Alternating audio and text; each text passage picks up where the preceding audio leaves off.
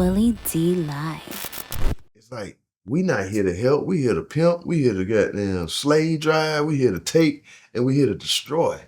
And I think that ain't what we got from our music. That ain't what we got. We got learning experience from rap. And I think rap right now is it's in a place of it's in the wrong hands.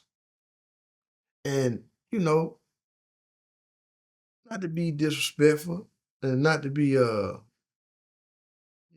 make folk hair stand up. I really do think that it was a plot against the South. It looked like it.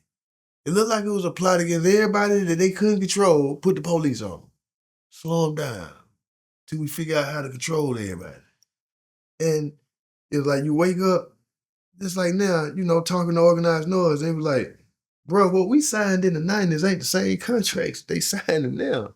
We got $1 for something. They signing for true zip, 0 point nothing. So when you look at it, it's like, damn, once they realized that we were smarter, we were making better decisions, then it's like, how do you control a bunch of black people with power? Put them in jail. You put the police on them. So when people ask me, when they be like, man, Gipp, why you think? I'm like, just go back and look at that time. Why everybody went to jail? All of a sudden, they were hit artists. Why? Because they knew that it was like, if we don't control this bunch, then we not gonna control the industry. And it's like, in them times, OGs are supposed to teach the youth about the shortcomings and the falls and what not to do.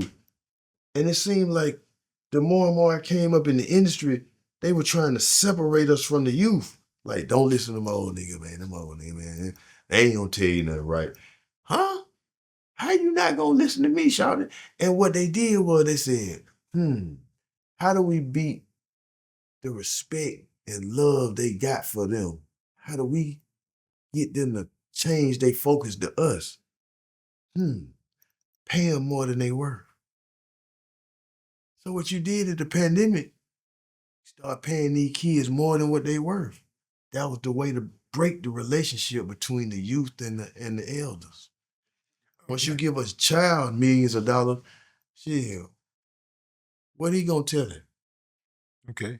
I absolutely agree with you that somebody got to the youth, and they turned the youth on us. And a lot of the youth do not respect the elders. They have zero respect for those who came before them. They don't have no respect for the pioneers, no respect for the people who paved the way, who opened the doors. They have zero respect for that. So we know that somebody got to them. But who got to us? Who got to us? Who got to us to make us, the elders, disconnect with the youth? Because I know a lot of older people who disrespect the youth. When they talk about the youth, it's them motherfuckers. It's over. They crashed out. They'll say things like, this generation is cooked, as if the youngsters can't read, as if the youngsters can't hear them talking. Yeah. And so my thing is like, to try to get an understanding, if the idea is for us to connect with the youth and for us to join forces, because one is not going to make it without the other, then we should be doing things that are consistent with the objective that we want to achieve.